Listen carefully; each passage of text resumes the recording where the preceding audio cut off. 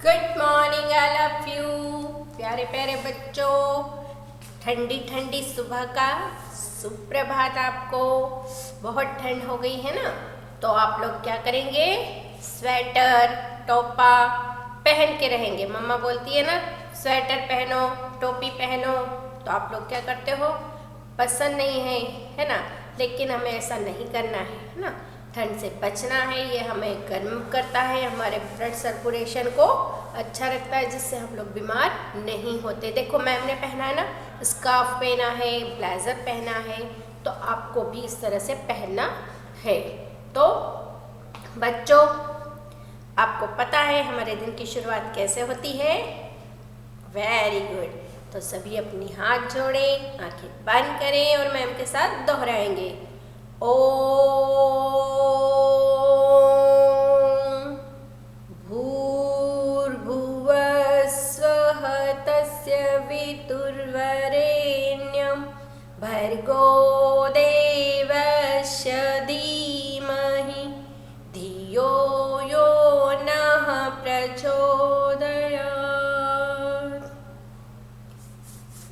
तो ये आंखें हाथ रब करके आंखों को लगाएंगे। देखो अभी आपको रोज क्या करना है, सुबह से प्राणायाम करना है ना। प्राणायाम करने के लिए अपनी एक ना सांस लेंगे, दूसरी से छोड़ेंगे। तो आपको छोटे छोटे आसन करना है। अभी रामदेव बाबा भी आपको रोज दिखाते हैं, उनके साथ बैठ जाएं आप लोग, है ना। ऐसा नहीं कि आपको ज़रूरत नहीं है, सबको ज़रूरत होती है। तो अभी से आदत बना लें, पेपर पढ़ने की आदत डालें। किस किस बच्चों ने पेपर पढ़ा है आज? नहीं पढ़ते हो आप लोग, क्यों? मैम रोज़ बोलती है ना, न्यूज़पेपर आया है आपको पढ़ना है। अपने पेरेंट्स से बोलना है कि इंग्लिश वाला लगाए, हिंदी वाला तो आता ही होगा।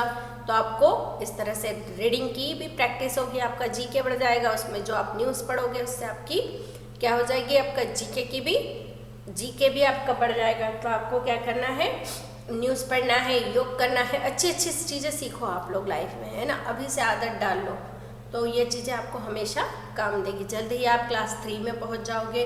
तो रीडिंग अच्छी नहीं होगी तो आप लोग कुछ नहीं कर पाओगे, ठीक है। तो बच्चों अभी हम लोग ग्रामर पढ़ रहे थे। मैंने कहा था पिछली क्लास में कि अगली बार पत्र पढ़ाऊँगी, लेकिन मैं अब आज आपको मयूरपंख पढ़ा रही हूँ। मयूरपंख का हम लोग पढ़ेंगे पार्ट 11, है ना। बित्तों की बुद्धिमानी। बित्तो कौन है अब देखेंगे, है ना, और क्या बुद्धिमानी दिखाई है ये भी देखेंगे। देखो हम सब हर दिन सुबह से शाम तक अपनी अपनी बुद्धि के अनुसार काम करते हैं। अगर हमारे पास बुद्धि न होती तो हमारा जीवन कैसा होता है, और बुद्धि से बड़ी बड़ी मुसीबतों का सामना भी किया जा सकता है। चलिए बुद्धि से ही आपको एक कहानी सुनाती हूँ। आपने अकबर और बिरबल के किस्से सुने होंगे। बिरबल जो कि अकबर का एक बहुत ही बुद्धिमान मंत्री था। हमेशा अकबर उन्हें कोई भी कितनी भी बड़ी समस्या का हल लाने के लिए बोलते थे, अपनी बुद्धि से उसे हल कर देते थे। अब एक बार क्या होता है कि अकबर ने बिरबल से कहा कि अविद्या को ढूंढ के लाओ। अविद्या ने ज्ञान की कमी, है ना। तो बिरबल ने कहा कि ठीक है, मुझे 3 से 4 दिन का समय दे दीजिए, मैं आपका ये काम कर दूंगा। तो अकबर ने कहा ठीक है। अब बिरबल थोड़ी देर सोच विचार किया, घर चला गया, आराम से खाना खाया, और उसकी पत्नी ने कहा कि आज आप कुछ चिंता में दिख रहे। तो उन्होंने कहा कि मुझे अकबर ने कहा है कि अविद्या की खोज करके लाओ। तो बोले ये कैसे करके लाओगे, अविद्या तो अपनी बुद्धि की कमी को ही बोलते हैं, वो तो सबके पास होती है, जिसके पास होती है उसको किस तरह से लेके जाएंगे। तो उन्होंने कहा कि ठीक, कोई बात नहीं, मेरे पास हर चीज़ का हल है। अब बोले मैं आता हूँ। बोले अरे आप कहाँ जा रहे हो? बोले मैं आता हूँ। अब वो गए, है ना, बिरबल, और एक मोची के पास गए। मोची मीन्स जो जूते चप्पल बनाता है। आजकल तो आप लोग क्या करते हो, बने बनाए जूते चप्पल दुकानों से ले लेते हो, लेकिन पहले के समय में क्या था कि मोची ही जूते चप्पलों के बनाने का काम करता था। तो वो उसके पास गया और उन्होंने कहा कि भैया मेरे को एक जोड़ जूती बना दो, है ना। जूती मीन्स पहले जूती पहनी जाती थी, जिसमें हीरे मोती जवाहरात सब जड़े हों, है ना, और तुम जितनी कीमत मांगोगे तुम्हें बदले में उतना पैसा दिया जाएगा। तो उन्होंने कहा ठीक है नाप बता दो। तो उसने कहा कि ठीक है आप मेरे हाथ के बराबर छोटी छोटी जूतियाँ दो बना दो। ठीक है, मोची सोच में पड़ गया। और फिर बीरबल एक बात और बोल के गए कि ये बात किसी को मत बताना। ठीक है, अब मोची ने कहा कि भाई तुम 2 दिन बाद मेरे पास आना, 2 दिन में तुम्हारी जूतियाँ बन जाएगी। ठीक है, अब बीरबल गया घर में, आराम से खाया खाना, सो गया। अगले दिन भी आराम से आराम किया। उनकी पत्नी ने कहा कि देखो तुम्हें इतना कठिन काम दिया है, तुम आराम से सो रहे हो, कुछ सोचो उसके बारे में। बोले अरे तुम फिक्र मत करो। और वो खा पी के आराम से रोज़ सो जाता था।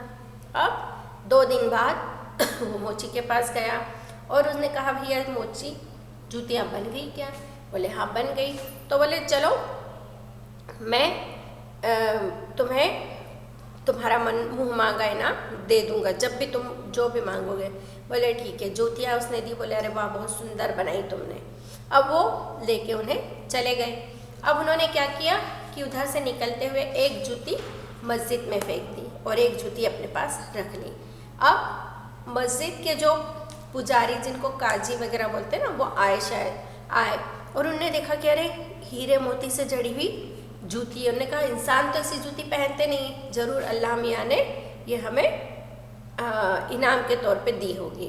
अब उन्होंने उसे बड़ी सम्मान से उठाया, अपने सिर पे लगाया, अपने से है ना चूमा और बाहर सब लोगों को कहा कि देखो अल्लाह मियाँ ने जूती दी है कि जिसपे हीरे मोती जड़े हुए हैं।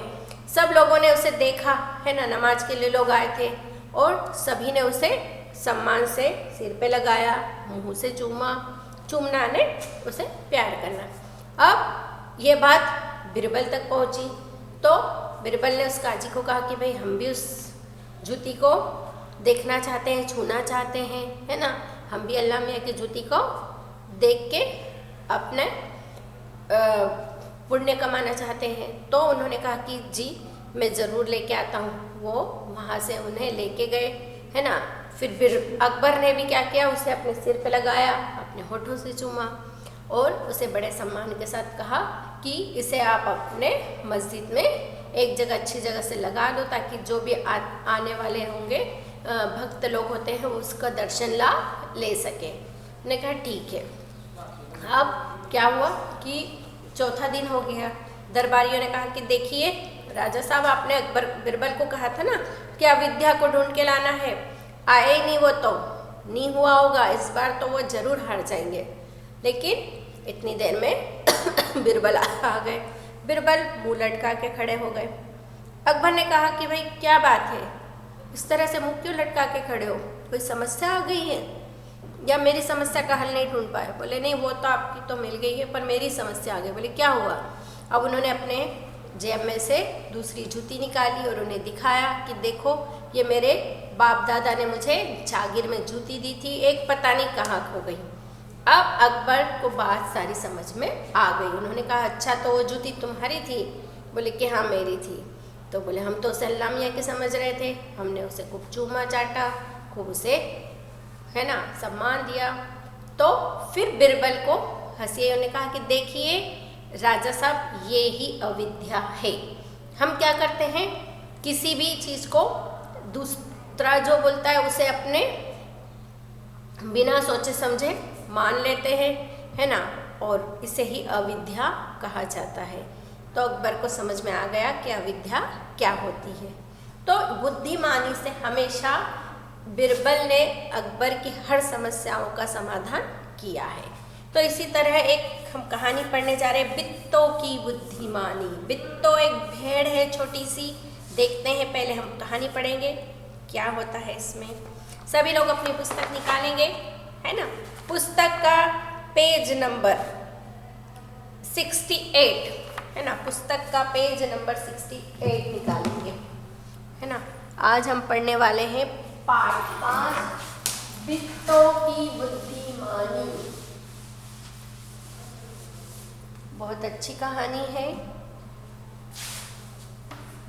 कहानियों से हमें सीख मिलती है कि हमें इन चीज़ों को अपनी लाइफ में भी अमल करना चाहिए। ये कहानियां हमें सिखाती है कि किस तरह से आप लोग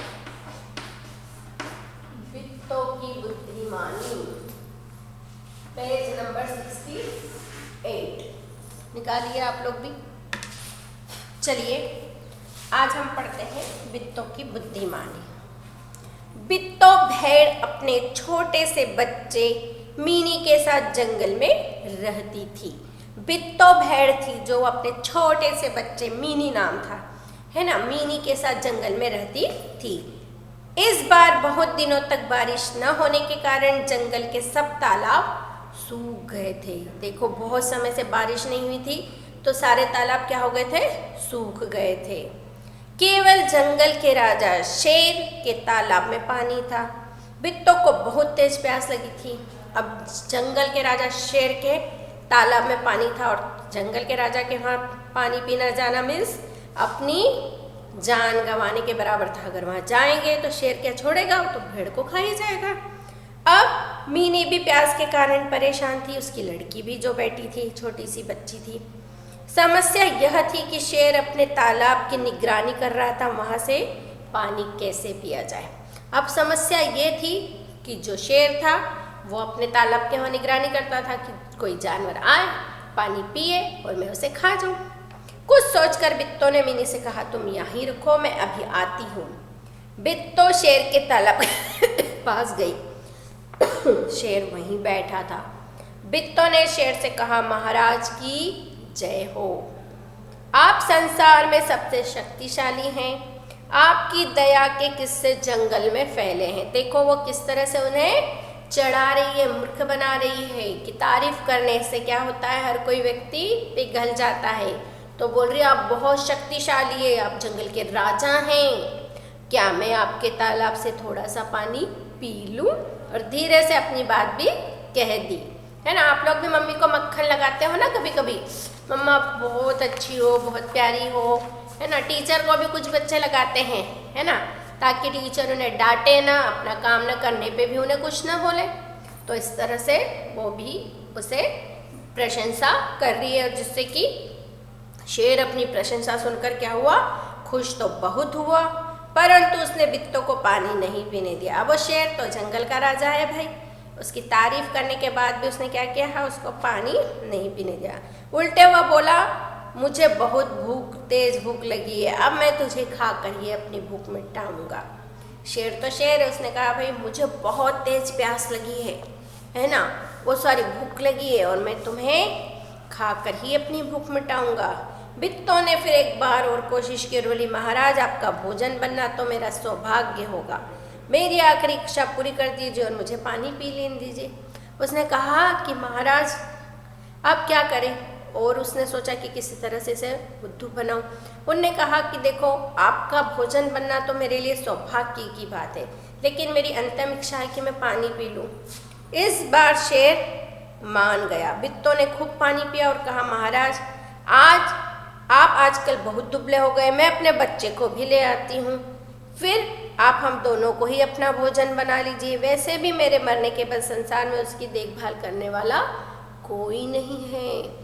अब बित्तो ने कहा कि महाराज आप बहुत दुबले हो गए हो, आपको है ना बहुत, मैं अपने बच्चे को भी लाती हूँ तो आप दोनों को ही हम अपना भोजन बना लेना। वैसे भी मैं अगर नहीं रहूँगी दुनिया में तो मेरे बच्चे की देखभाल कौन करेगा। बित्तो की बात सुनकर शेर बहुत खुश हो गया। उसने बित्तो को जाने दिया। इधर बित्तो ने मीनू को अच्छी तरह समझाकर तालाब पे भेज दिया। अब शेर बहुत खुश हो गया कि चलो भेड़ तो भेड़, उसके बच्चे को भी मुझे खाने को मिल जाएगा, बहुत भूखा था वो भी बहुत दिनों से, है ना। अब बित्तो खुश, और उसने क्या किया, अपनी बेटी को समझा बुझा के पानी पीने भेजा। बित्तो कुछ दूर खड़ी हो गई। मीनी ने भी अपनी माँ की तरह शेर की तारीफ की, पानी पिया, इसके बाद माँ को साथ लेकर बात बोलकर चली गई। बित्तो मीनी के साथ आराम से अपने घर चली गई। शेर वहाँ बैठा उनकी प्रतीक्षा करता रहा। प्रतीक्षा ने इंतजार। तो इस तरह बित्तो ने अपनी बुद्धिमानी से क्या किया, शेर को उल्लू बना दिया, है ना। तो अगर आपकी कोई तारीफ करता है ना, और आपको मूर्ख बनाता है तो हमें मूर्ख नहीं बनना चाहिए। और कभी कभी बुद्धिमानी से इस तरह से हम अपनी, देखो बिट्टो को पानी पीना था, उसने भी पी लिया, अपनी बेटी को भी पिला दिया, तो बुद्धिमानी से अपना काम भी हो जाता है। इसी तरह पर आपको पता है एक और कहानी है कि एक बार क्या होता है, एक कौवा रहता है ना, उसके पास एक रोटी रहती है मुंह में। अब उधर से एक लोमड़ी निकलती है, उसको भूख लगती है, तो जैसे ही देखती है कि कौवे के मुंह में रोटी है, तो कौवा बोलता है, वो लोमड़ी बोलती है कि अरे वाह कौवा भैया, आजकल तो आपकी तारीफ बहुत चल रही है जंगल में, सारे लोग बोलते हैं कि आजकल आप बहुत अच्छा गाना गाने लगे हो। जबकि आपको पता है ना कौवा तो काँव काँव काँव करते रहता है, गाना आता है उसको क्या। तो उन्होंने कहा कि आजकल तो आपकी बहुत तारीफ हो रही है, आप बहुत अच्छा गाना गाते हो, है ना, तो आप मुझे अपना गाना सुनाओगे क्या। अब कौवा अपनी प्रशंसा सुन के खुश हो गया, और जैसे ही गाना गाने के लिए मुंह खोला, काँव काँव काँव की रोटी गिर गई और लोमड़ी रोटी लेके भाग गई। तो बुद्धिमानी से देखो, एक तो मूर्ख बन रहा है सामने वाला, और दूसरा अपनी बुद्धिमानी से अपना काम कर रहा है। तो हमें कभी भी कोई हमारी तारीफ करता है तो हमें क्या करना चाहिए, सोच समझ के ही निर्णय लेना चाहिए, और बुद्धिमानी से इस तरह से आप अपना काम भी कर सकते हो। तो बच्चों आज हमने पाठ पढ़ा है ना, अगली क्लास में हम इसके शब्दार्थ लिखेंगे, श्रुतलेख लिखेंगे, है ना। तो अगली क्लास में हम लोग फिर मिलते हैं, है ना। तब तक के लिए सबको bye bye, have a good day, have a nice day.